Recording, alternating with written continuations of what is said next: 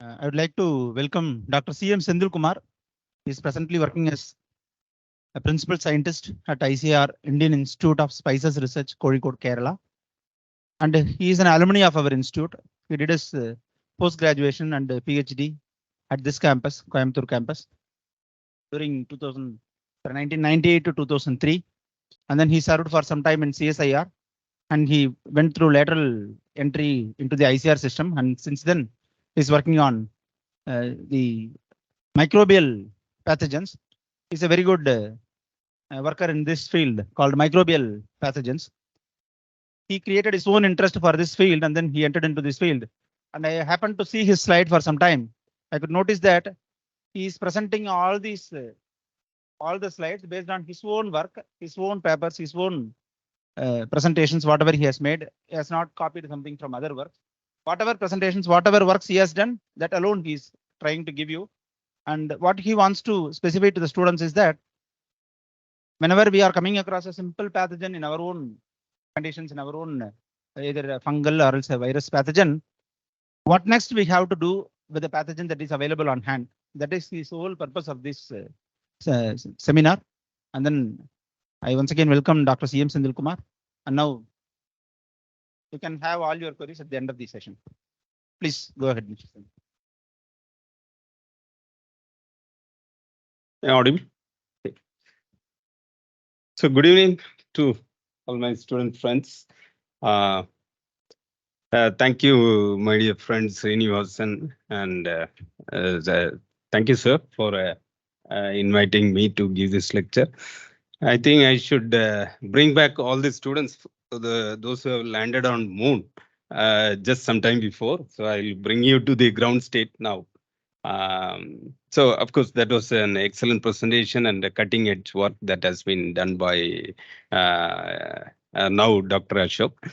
And so this is my approach is like a kind of holistic approach, which, of course, as Srini said, I have also graduated from this prestigious university.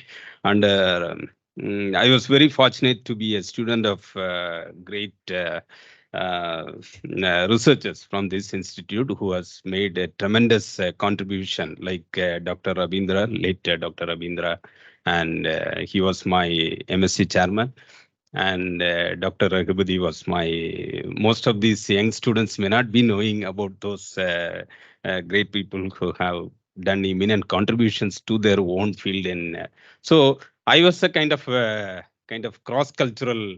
What to say? I have done my work in insect pathology as well as even some toxicology, and I have some interest towards molecular biology also.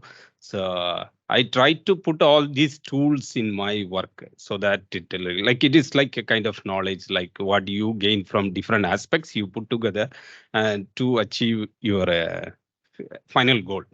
So here, like my today's topic, I'll be concentrating on microbial approaches. My core interest is like as Sini said, core interest. If you ask me, like it is like a the thing which is close to my heart is insect pathology. So. So though we are working in different aspects of entomological problems or pest management problems, my special interest or most of the things that I work is towards microbial pathogens. So microbial pathogens. So that will be my core discussion today. So what are the microbial approaches that are available for insect pest management in spice crops, especially like spice crops? And here we are restricting to vegetatively propagated spices like black pepper. Like that is our institute mandate crops. Like in ICA, there is a kind of system like where you cannot or you should work within your mandate crops only. Like our mandate crops are like black pepper, ginger, cardamom, turmeric, and some one or two tree spices only. So why spices? Like I think most of you must be knowing why the value of spices. Like especially after the COVID, the spices, the value of spices, like not just in terms of culinary aspect, like it is also used for medicinal properties. Like they are well known for their medicinal properties. So value of spices gone up tremendously, not only in India at a global level. So as I have said, like they are high value, low volume crops. Like very low volume will fetch you high price rather than our conventional crops. So like you can see that export value is more than like 3,000 million US dollars in 2019-20 itself. But the same problem, like any other crop, like spices, also the same issue. Like the low productivity is linked to insect pests and diseases. Like diseases also play a major role in decreasing the productivity. And what happens is, like, to save the crop, like it is, since as I said, like it is a high money fetching crop, like farmers to safeguard the crops, farmers will go to any extent to safeguard the crop from pests and diseases. So they go for indiscriminate application of pesticides. So and surprisingly, like any our conventional crops, we have a lot of chemicals with label claims. Like if you take chili, more than 100 label claim chemicals are there. But if you take the entire spice crops, like excluding seed spices, we have only 9 chemicals with label claim. So, and those 9 chemicals, out of those 9 chemicals, many of the chemicals are about to be in the or in the to be banned list.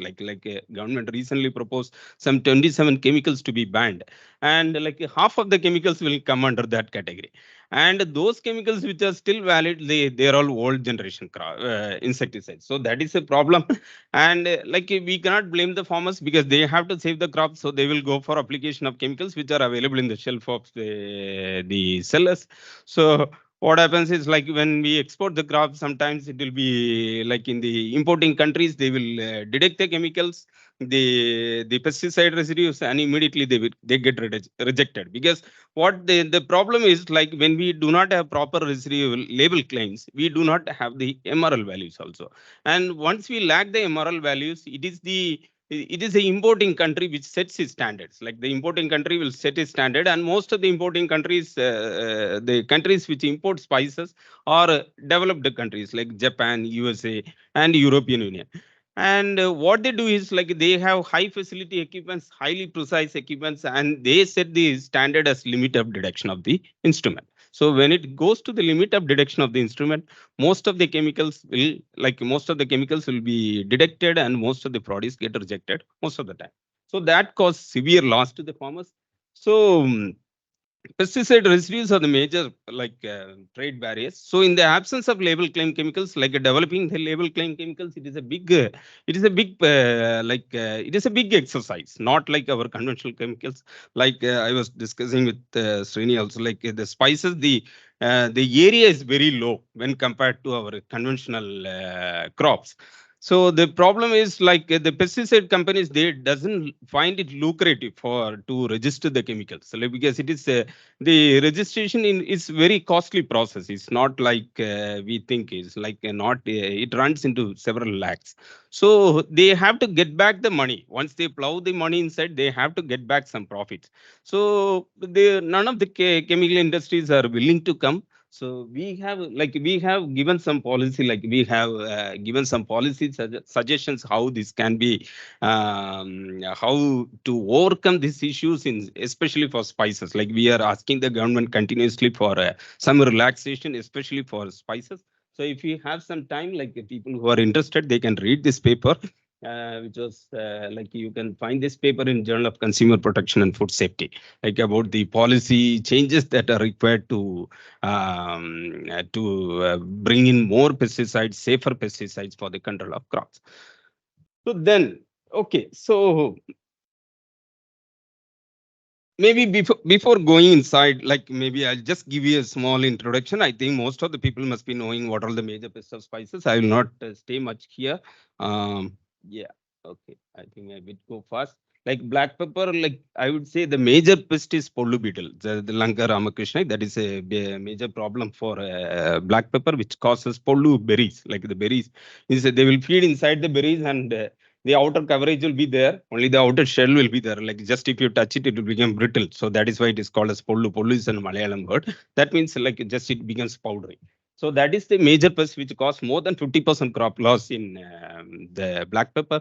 And the next one is this top shoot borer, that also cause problem to the younger vines. So it will just cut from the top shoot. So it will kill the younger vines. Mostly the younger vines will get killed by this top shoot borer attack, and this leaf gall thrips, this coconut scale, mussel scale, and this root mealybug is also a complex problem, which is it is a kind of complex. Like once they have a kind of tritrophic interaction, like with the nematodes and pathogen, like a plant pathogen, like fusarium. So that weakens the plant. Even a very I would say like age-old wine, they can bring. They are lethal even to larger wines. So that is that is becoming a major pest nowadays, probably due to climate change. And in case of cardamom, this shoot and capsule borer, this Conogithus punctiferalis, right now it is called as Conogithus sahadrensis. So that is all. That is a major problem. That is one of the major pests of cardamom. And another major pest is root grub. And the most devastating, or I would say, like is a kind of yeah, persistent pest is thrips. So for this alone, farmers repeatedly apply more than 15 rounds of pesticides only for the management of cardamom thrips. And in case of ginger and turmeric, like the common pests are like you can see this Conogithus punctiferalis is a common pest, and like in case of storage, these pests are not like I'm telling only the major pests. There are several other minor pests also, and nowadays a lot of minor pests are becoming major pests. And yeah, this in case of storage, this ginger rhizome scale and the turmeric rhizome scale, this is a problem. Sometimes this even Spilexia obliqua, it causes huge damage. Like it's though it is a polyphagous pest.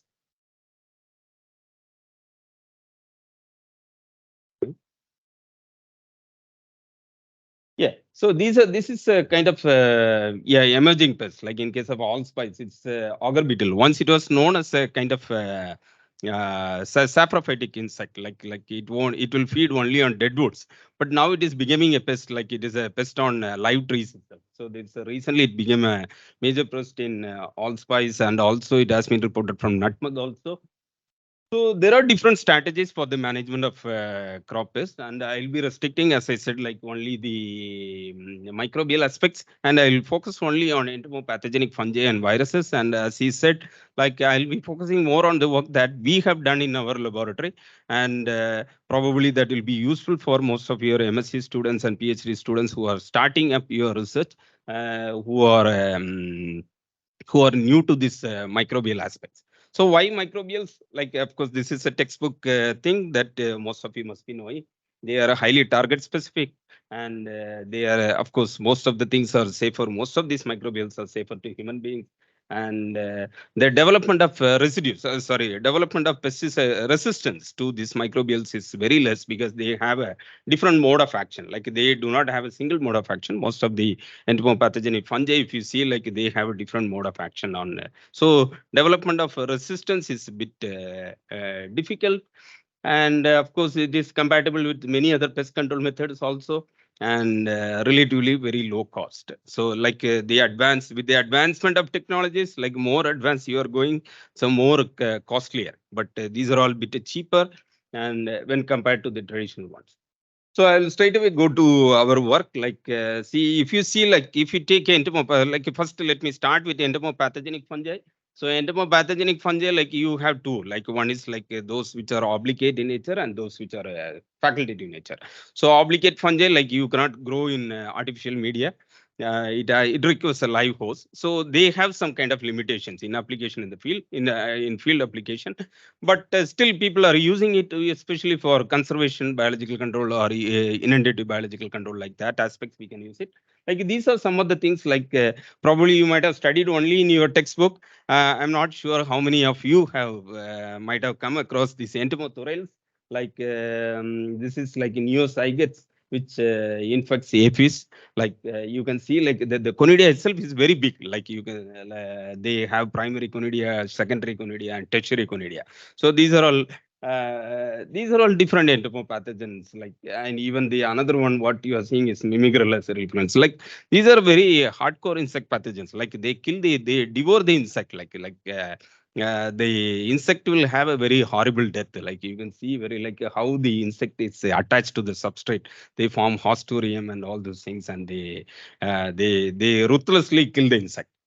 And And coming to the next one, like this is our hypomyces fungi. This is the common fungi, what we usually come across, like Metarhizium, Beauveria, Nomeria, those things like what you are seeing here. The first one is the, I'll be talking about that fungus later. Like this is the, we have described a new species of fungi from new species of Metarhizium from India. And our group, we have named it as Metarhizium indigum, denoting the origin of our denoting its origin from India.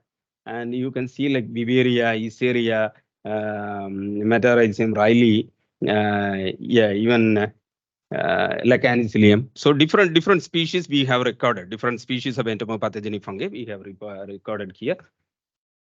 I'll be talking about some of the research leads that we have published. And yeah, as I said in the beginning, like in case of cardamom, Lecanicilium, like cardamom thrips is the most devastating insect which cause huge loss.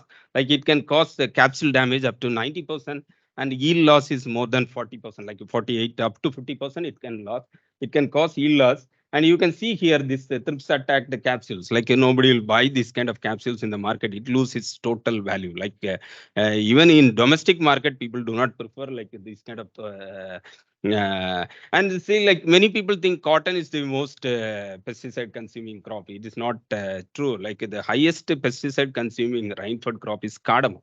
So that is a very shocking thing that we get. And our group, we have found entomopathogenic fungus for the, we have recorded for the first time. Like until now, there was no entomopathogenic, no biological control agent against against this cardamom thrips. And we have recorded an insect pathogen which is new to India itself, like Lecanicilium saludi. Usually, you might have heard about Lecanicilium lecani. Now it is Acanthamyces lecani.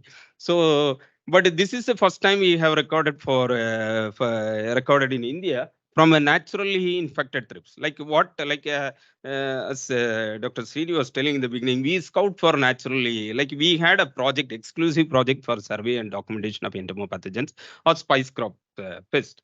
So we record only the pathogens which are like naturally, we isolate the pathogens from naturally infected hosts. And that is how this, we made this discovery of this one. This is the first pathogen to be recorded on cardamom thrips. And under in our initial screening under laboratory conditions, it was causing more than around 70% mortality because the thrips maintenance itself was difficult. So we got like you can see in this same picture, like it has totally mummified the insect here. And then what we did was like, yeah, of course, this was first published in by control. Like for further information, you can read this paper. Um, and then we developed a technology for the management of cardamom thrips using this fungus. Like, say, see what you see the comparison. Like this is a healthy capsule, which was from our own experiment. We got this one, like a very clean capsules after application of this fungus, and the control experiment where you get this scab-like formation of on the capsules by thrips. So we evaluated this like any other spice crop, like any other crop, even in spices, the farmers, especially under Kerala conditions, farmers, they wanted to go for organic farming. So many people are interested towards organic farming, and organic products, they fetch a very premium price in international markets. So people go for this one. So we developed two technologies, twin technologies, I can say. Like one is for exclusive for organic management of this cardamom thrips, and another one is an IPM technology with a low risk insecticide. So we evaluated under different locations. Like we have like cardamom is grown exclusively in cardamom in Kerala, Tamil Nadu. Tamil Nadu very small area, and Karnataka. So these two areas are the major producers of cardamom. So we have evaluated in Kerala as well as in Karnataka. And you can see like the soil application. Like of course, very interestingly, like we found that like a spray application of the fungus was not at all effective. Like these thrips, no, they have this pupal stage like in the soil. So we went for soil application of the fungus, and of course, somewhere if you read the paper, like you will understand, like the cardamom itself, there are different varieties. Like Mysore type is there, Balika type is there, Malabar type is there. Like some of these types, they have prostate panicles. Like Malabar type is they will have prostate panicles which touch on the ground. So we have done some kind of like that. Also, we have taken as an advantage. Like some have erect panicles. So erect panicles means the thrips will have very good place for hiding. some have persistent practice. So we have a different host plant resistance. Like we have screened more than 500 accessions for 4 years, and then we came out with some only some 3-4 accessions which are found to be resistant. Of course, that I am not presenting here, but we have exploited the same here for the application of this biological control agent also. And you can see, like when we applied this the fungus as a soil application, we found it very effective for the management of these thrips. So taking some time.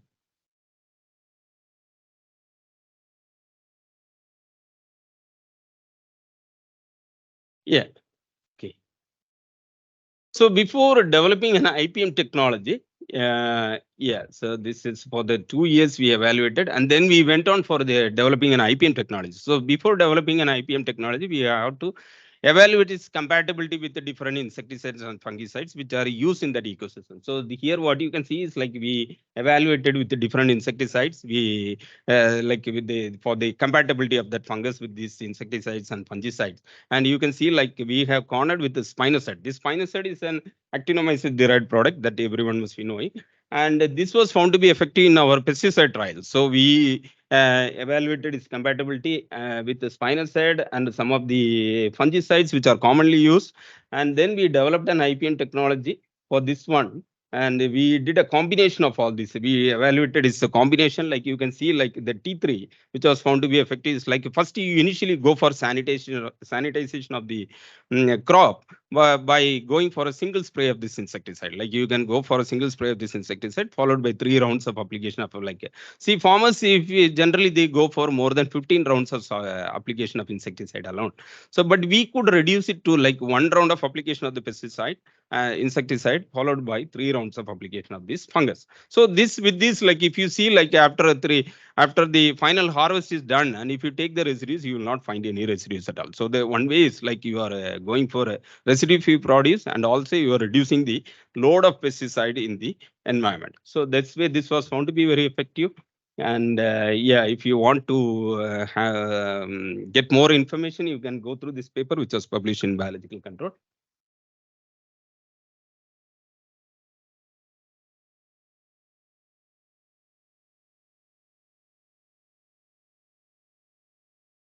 Taking some time.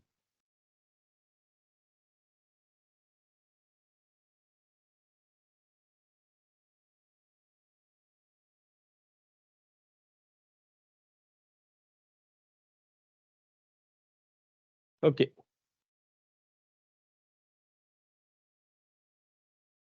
Okay, so this is another work that we have done. Like as I said in the Sinoxylon, that is the auger beetle.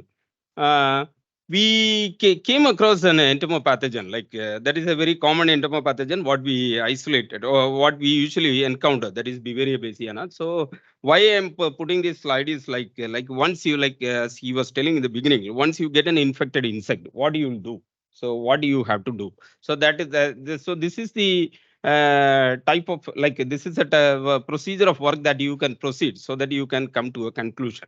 So that is why I have put this one. So first you have to isolate, like we have isolated the colonies, pure culture of the colonies, like pure culture of the colonies were established. First from the insect, you have to isolate it. So then you have to do all the conidial measurements. Like we have to, we have recorded the shape of the conidia, what is the size, length, width, like we what we do in our traditional taxonomy. So some that knowledge you have to use it here. Then you have to go for molecular identification of suppose of course if you like using the basic guides, you can go for molecular identification of this one. Then like before doing that, then you can go for once the molecular identification is over, you can then go for proceed for molecular characterization. Sorry, once the morphological identification is over, then you can go for molecular characterization. And for molecular characterization also nowadays, like you cannot just do it with one single gene. Like earlier only ITS was recommended, but nowadays like you have to go for different genes, like gene regions. Like especially if you say take up this Vivaria, yeah, there are other gene regions like block and even beta tubulin you have to do. You have to go for a TEF region, translation elongation factor, along with this ITS. So here what we have done is like we have concatenated the nucleotide sequences of block and ITS. You can concatenate only if they are incongruent. Like there are some softwares like POP. Using that you can establish like whether they are you can see whether they are incongruent or not, and then only you can go for this one. Then you can run the phylogenetic tree using only the type species, like only the gene sequences from the type species you have to take it. Otherwise, like in NCBA is also like a lot of people add lot of spurious data, because NCBA is also not completely curated. So there also you will get some mistakes. So only from like established sequences, only from sequences which are designated as type specimens, there from that you have to take it, and then you can construct the phylogenetic tree to find out whether it is under which the genus or species it falls in. Then you can go for pathogenicity studies. Like pathogenicity studies, like in any basic microbiology, you have to do first. You have to test for coach postulates. Like you have to find out if the pathogen which you have isolated, is it really the pathogen which is causing the disease or not. So that is like the basic microbiological thing that everyone has to do. So you have to go for testing the coach postulates. Once you satisfy the coach postulate, then you can go for biosis. Then that is a normal thing, like what you can go for LC50, LT50 and all those things. And then you have to you can record the pathogenicity studies, like a pathogenicity process, sorry. So like everyone knows, what happens is like first initially the conidia will go and adhere to the cuticle, like you can see here. Then it germinates on the surface, and then it forms an aprosoria, and then the cuticle degrading enzymes will come into action. So they will form some kind of weak points on the surface of the cuticle. And then this aprosoria, from the aprosoria, this germ tube will come in. They will get into the host body. Then they will multiply inside the host hemosyl and all, and then they come out through the intersegmental membranes. It will come out, and then they will form the conidia. Like the final conidial formation will take place. Then it completes its life cycle. From there, it will go to the next susceptible host. So this is a sequence of activity that happens on a single host. So this also you can record. So this is how like you have to, like once you get a pathogen, you can do like this. So this is I think this will be helpful for you. So if you want to understand what exactly the how the procedure goes, like you can refer to this paper published in Journal of Innovative. And this is another species that we have found it effective. Usually, like we know only Metarhizium anisopleae or Metarhizium riley. These are the common pathogens. So, but this is a new fungus that it's not new to science, but of course, it's more new to India, I would say, like Metarhizium pink science. So, this has been found to be effective against. This is another pest, another pathogen in which now we are working on different aspects. So this has been found to be very effective against Conogithus punctiferalis. So we are testing its host range and all those things. Like you can see here, it was causing more than 80% mortality, or close to 90% mortality in late instar larvae itself. So here also like the same thing, like what you have to do here nowadays, like in case of Metarhizium, you have to go for several gene sequences, like MLST, like what we call is multiple gene sequences. So you have to go for RPB1, RPB2, TEF, and the common ITS, and also this beta tubulin. So here also you can see like our Metarhizium pink science is very close to the ARSCF collection type culture collection. So it has been identified as Metarhizium pink science. So this also, like if you are interested, you can read this paper. Um, and yeah, so this is the fungus which about which I was talking. Like as I said, like India is like we know only Metarhizium anisopleae or this pink science or Metarhizium riley from India. But globally, in other countries, if you see like several Metarhizium, like more than 60 species of Metarhizium has been reported so far. But India is such a country with diverse climatic conditions, with several global hotspots in our country, and say it is a tropical country. But unfortunately, the research work, taxonomy work on entomopathogenic fungi is very, very, very minimal. I will say, let's say it's absolutely low in our country, and not many people are encouraging that. Probably we are inclined towards more of insect taxonomy, but of course we should. I feel like we should give some weightage to all other aspects also. So this one, this was an accidental discovery, I would say. This was on plant hoppers. Like these are very tiny insects. Of course, it is blown up. So this is a fungus that we have very recently we have named this one. So denoting the origin of our country, that is Metarhizium indica. So how we described that, I will say, like any other taxonomy paper, like you have to do the describe the taxonomy like this. So, so as I said, like the etymology, the species epithet indicum refers to Indian origin of the fungus, and we have submitted these holotype specimens in our institute itself. But the X-type culture collections are deposited at National Fungal Culture Collection of India in Agarkar Research Institute, Pune. So we started like this. First, we have to study the colony morphology in different growth media. So this is how we start. Like when you suspect it as a new species, you have to record its colony morphological characters, macro as well as micro morphological characters. We have first evaluated we studied its colony morphology in different media first, and then we compared its micro morphology, like conidial morphological characters comparing with the different Metarhizium. Like you can see, like we have compared with the album, Brazilians, Aberrans, Cylindrosporum, like which are all very close to this one. But if you see here, most of the conidial characters, most of these micromorphological characters, they are overlapping. So you cannot decide only based on micromorphological characters or morphological characters because they mostly overlap. So you can see it is very difficult to say that this is a new species only based on this conidial or micromorphological characters. So you have to of course you have to describe, like you have to find out what is unique in this particular specimen. So you can see here, if you see the conidiophores and phyllate structures, like you can see like the conidiophores are simple or dichotomously branched.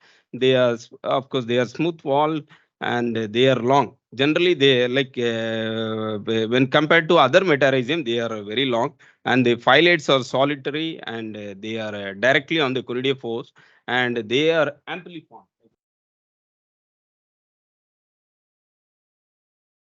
Short pullula-like structure. These are some simple taxonomical terms that, of course, when you do this one, like you will understand all those things.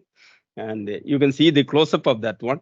Yeah. So this is a distinguishing character of this one. And the conidia is also like mostly ellipsoid or cylindrical, and tips are obtuse and without septate, and they are smooth wall.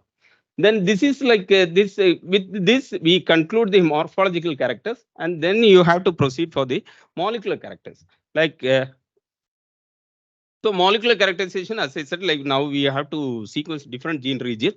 We have done like three, four, like almost like 5, 6 gene regions. So even like when we, for our surprise, even with the ITS, we got only some 90 to 91%, like just close to 90% similarity only we got. So that itself took us by a surprise. Generally in ITS, you usually get more than 95% or 98% sometimes similarity. But that itself gave us a clue that it is not the commonly reported Metarhizium. So even with it gave similarity only with the Flaviviridae and Metarhizium album strain. The Metarhizium album strain is the closest one in terms of morphological characters what we saw here.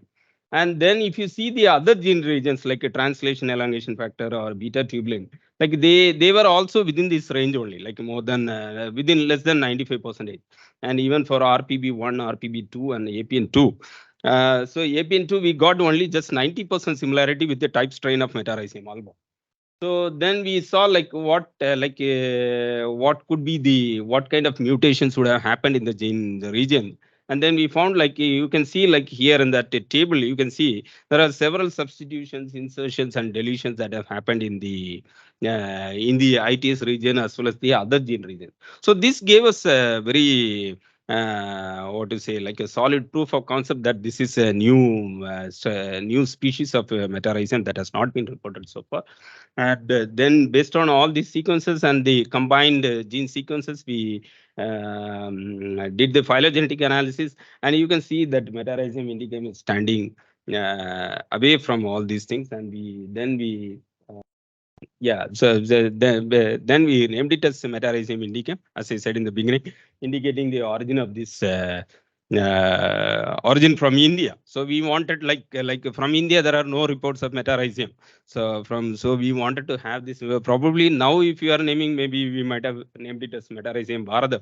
But of course, so we are a bit late. Of course, this paper was very recently published in JAP. So if you those who are new to this insect pathology, I feel this will be very helpful.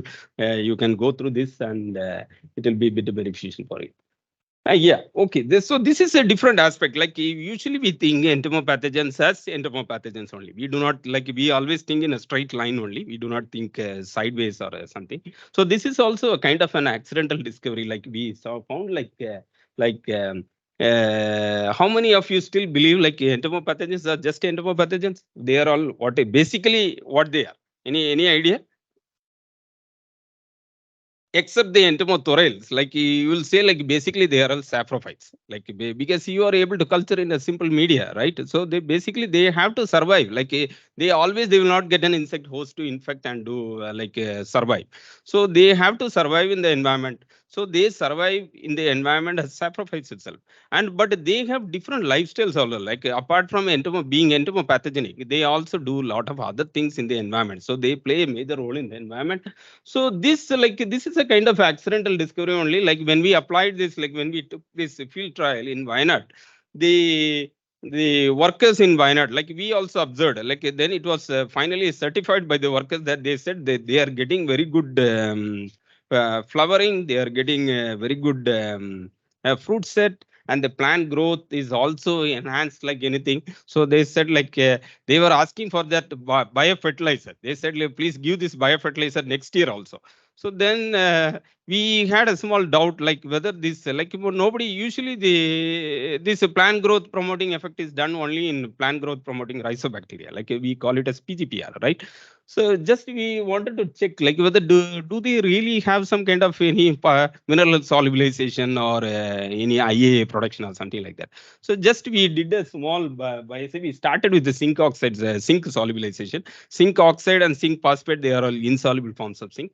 So we just tried, and to our surprise, like you can see that the halocene formation in zinc oxide, and even phosphate solubilization, even ammonia production, even CD4 production. CD4 production is also like it is related to iron transport. So even protease production, starch, cellulase, all these things, it was really, it was an eye opener for us. Then we continued with this with the laboratory, like in a greenhouse experiment. We did all these things, and we see it was found to enhance the root and shoot growth, and also even the chlorophyll content, everything has been increased. Like you can see here, it is a comparison of this control and the experiment, and you can count the number of leaves in the control. Only 3, 4, 5 leaves will be there. There also same 5 leaves will be there, but the length of the plants, it is the shoot elongation, shoot and root elongation. That much a very clear cut evidence it gave. What I meant to say is, like, the entomopathogen doesn't play only their role as an entomopathogen, but they have a different alternative. They have an alternative lifestyle in the environment. So this is what we are trying to exploit in a different angle right now. And yeah, of course, if you are interested, you can read this paper for further information.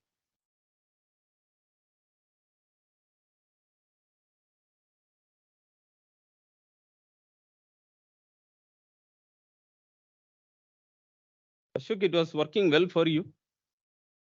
Yeah, but for me, there is some time lag is there. Okay, so this okay. With that, I think I'll not go back. With that, I will end up. I will wrap up the entomopathogenic fungi, and I think almost I'm nearing to the conclusion. Okay, so this is like NPV. So like our nuclear polyhedrosis virus.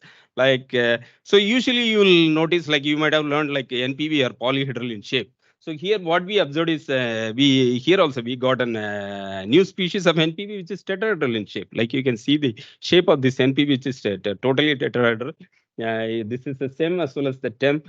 And that is a very simple way to see like whether it is a multi-capsid NPV or a single. Like if you do not have temp facility, then you can just follow the last photograph. That is a ODB banding pattern. Sorry, banding pattern to see whether it is like just to know whether it is a multiple or a single. So we have done this genome sequencing and all those things. Like you have to here also you have to follow the same procedure. Like you have to use like different gene regions. Like we followed the like. We sequence this late expression factor genes. Some two, three gene regions are there here also, just like entomopathogenic fungi. Like based on that, you can go for a. Uh, oh, so you can say whether it is a new species or not. So this also we have.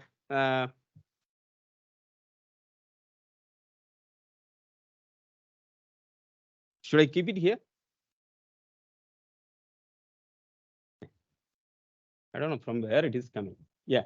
Okay. So this okay. This paper also, like if you are interested, you can read this paper in published in JIP. And yeah, of course, some of this NPV, like you can expect some kind of cross infectivity. Like of course, this both belongs to the same species. So we found like this is found to be very effective against Pericalia resini also. Like Pericalia is now Olipa resini. Like it is a very this is also a very devastating pest sometimes. Like not a very commonly occurring pest, but sometimes it when it comes in huge numbers, especially in Kerala, it causes huge damage to banana crops. So it was found to be very effective against this one. Uh, and of course, like insects in the endosymbionts, like here we found, like especially in the case of cardamom thrips, we found like they are infected with only one species of one subgroup of Wolbachia. So that is subgroup con, which belongs to the supergroup B. And that was detected both in male as well as female cardamom thrips. And but we were also very successful in removing that Wolbachia also. Of course, that will be our future line of study. Like using antibiotic, we were able to remove the Wolbachia totally, and that we will also will be like a kind of a sterile insect technique. Like we will be able to use this one for our studies. Yeah, so this also like. It's like the interesting thing is it was all the cardamom thrips were infected. Like we could find like only one strain as infected. Like there is only one single strain infection that we have observed here. And of course we are doing some work in Conogithus punctiferalis also.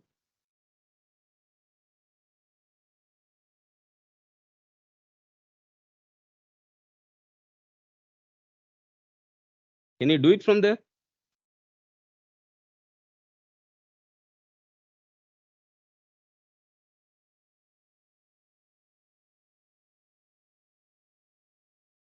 Opposite.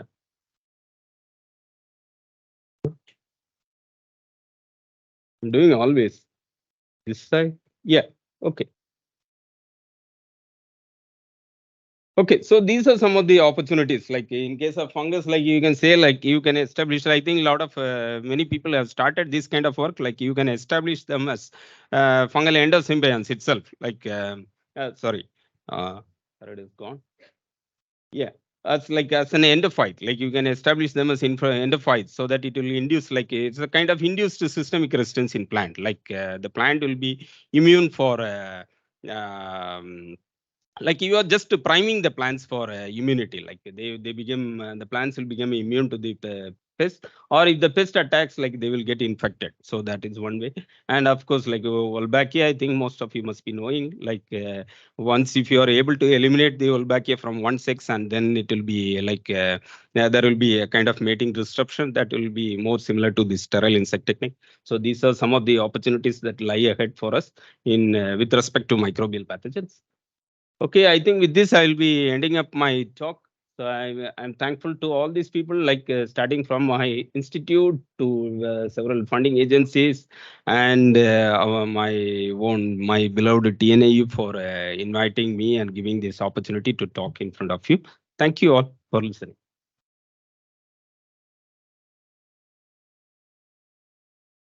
Still, it got stuck up. Okay, so oh, there is some time lag. Yeah, please, if you have any.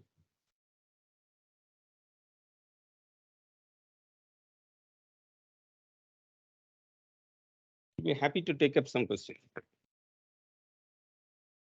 course, not a very complicated subject like what Ashok has spoken. I think it must be probably people should ask some questions. Probably, or it is very simple. I think they do not want to ask any questions. Yeah. What was the?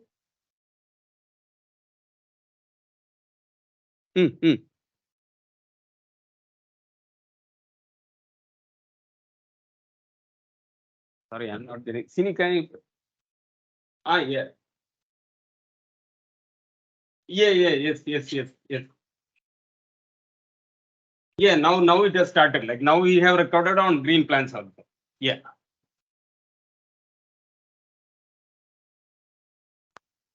No, I said towards. Yeah. It's audible. Is it towards the end of the crop harvest it gets into the? No, it's not diverse. Like it is a kind of tree spice. It is a perennial crop. So it is not like it infests only during the end of the season or something. Like what we have seen is like it has permanently established in most of the crops. Like especially during summer season, we are seeing its peak activity. Like when the plant is under stress. Like last year we got this ambrosia beetle attack also in nutmeg. So not last year, some 2 years back when there was a huge stress in huge rainfall was there. A lot of like people say like it is more related to ethanol production and all those things. They get attracted to this one. So here also when the plants get stressed, what we have observed is this beetle, this pest occurrence is also there. That's all. And generally we have observed throughout the year. And this natural infection also we have isolated from there only. Like when we were collecting this pest for sending for it to identification, sending for identification to Ramud sir, I saw some 2-3 beetles are infected, like with the full of white fungal structures on the surface. So from that only we isolated. So we are not sure if the fungus is also endophytic. We are not sure. We are not tested that.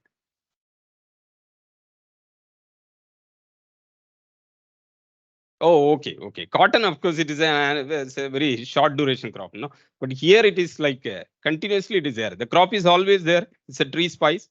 It's a big tree, I would say, and we get it almost throughout the year. Probably during rainy season, like of course, it is combined with like humidity and all these things flare up. Probably we are getting more infection also. That could be one. That could be the reason for some population reduction. Actually, initially people were thinking it is a kind of dieback because it is like if I go back, I think it will take some time. I'll not go back to those slides. Like if you see like in a very lively tree, like you can see like here and there some branches are drying. So most of the people were thinking like they were isolating for years for some pathogen, but of course they got some sacrifice. Like they are not sure like whether it is pathogen or not. And then accidentally one day when we were breaking it, we saw like there is this one, and then we saw like a clear cut holes. I might have shown like if you have observed it carefully, you can see a very perfect hole on this one. So on the growing plant, like in the middle, it will come and bore the small shoots only. Like it will bore inside and it will go and stay inside. So all of a sudden, then it will start drying from the tip, but the down it will be green only. So most of the people will mistake it is for a disease rather than a pest. So cotton, is it a nail or what is that? Oh, okay. Yeah, please.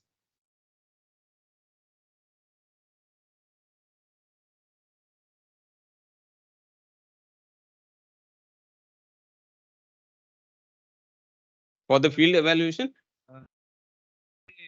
Ratio of mixing this insecticide and fertilizer for Okay. So see here also, no, we did not mix the. I will never recommend for that. Like mixing of an organism with an insecticide or with any chemical. So what our primary objective was like you are applying an insecticide or a fungicide in a under field condition, because all the time you cannot rely on biological control alone. So that is like because it depends upon the various factors, like the climatic conditions should be suitable. Lot of biotic and abiotic factors will play for the success of any biological control agent. So what our primary objective was, like when you are spraying an insecticide, suppose like a farmer has taken a spray of an insecticide, say for example, imidacloprid, he has sprayed. Then somebody is recommending like you go for application of Beauveria bassiana or any other entomopathogen.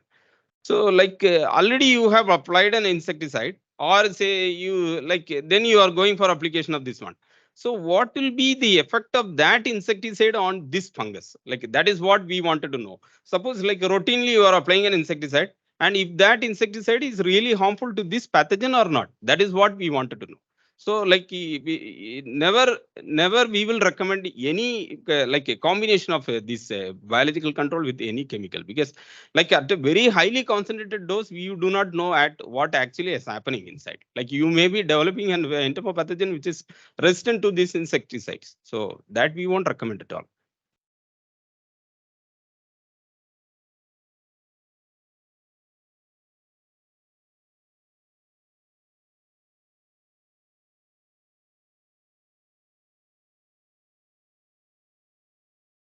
No, I won't do that. I won't do that, because that is not recommended. I will never say like you mix two and apply. Even mixing of two insecticides is not recommended, because unless and otherwise it is done by the company. Like you are getting some products like cypermethrin and profenophos. Like for example, I am telling. So that has been totally studied by the company. They have done all the biosafety procedures. Like there is a separate procedure.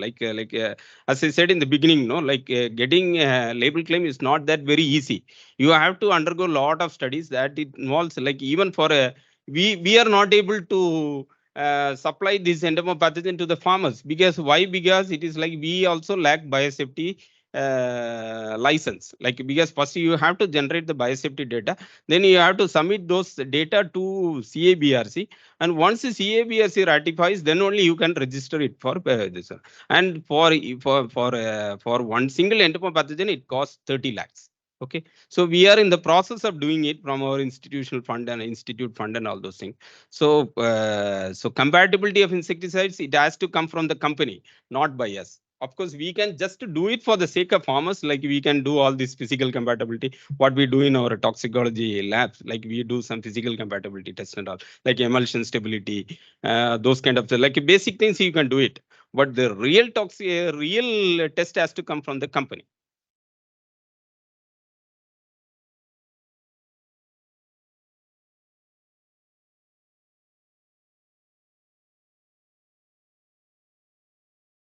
Multiple gene. That's what I said. No, almost like 7 gene regions we have. Yeah, it was in that range only.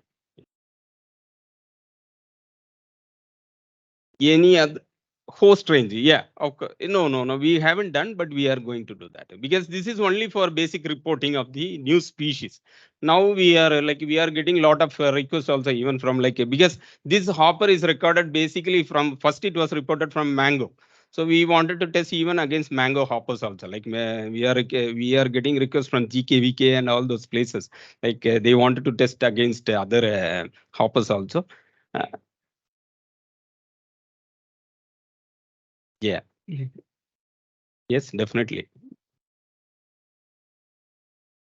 Yes, now it is under, we have submitted with that National Fungal Culture Collection, but for research purposes, we will give it in a different way. Like there are some kind of official formalities. If anybody is approaching, like we will be able to give it, following those formalities. What, madam?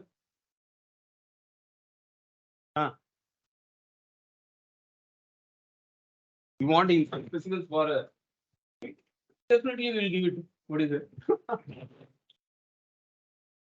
So we have Sarah's collected from us. Now also we are always open. We it is all for research. There is no this one. Sini can come anytime.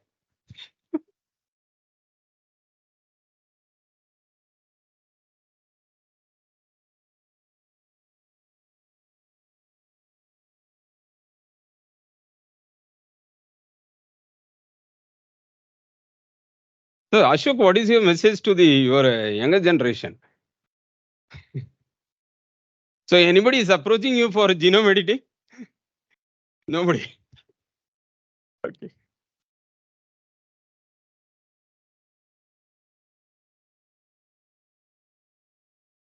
See, not everyone can do. Everyone can follow like what like people have their own interest. Like Madam, she's a pure taxonomist or a biodiversity specialist.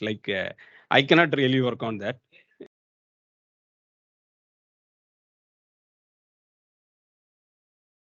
Okay. Yeah, that's a persistent problem. Like this is not a very new problem, I would say. This is so what? Okay, I will talk to you later.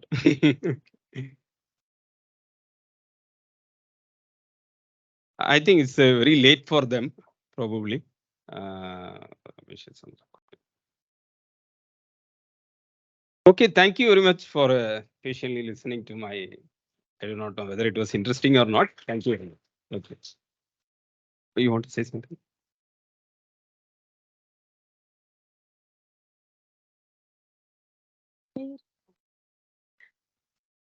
Good evening to one and all. I take a great pleasure in thanking Dr. C.M. Sendil. He's a very good friend of ours. So, his lecture was very informative. But at the end of Ashok's Viva, he said taxonomy is difficult. He's not able to understand. I think there were 4 papers on taxonomy, fungi taxonomy, right?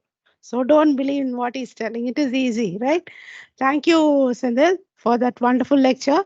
It was very informative. And first time I'm seeing few of them are interacting. Usually they keep mum. Thank you very much. Please be in touch with us. If the students approach you, please help them. Thank you. Thank you. Thank you, one and all. Thank you.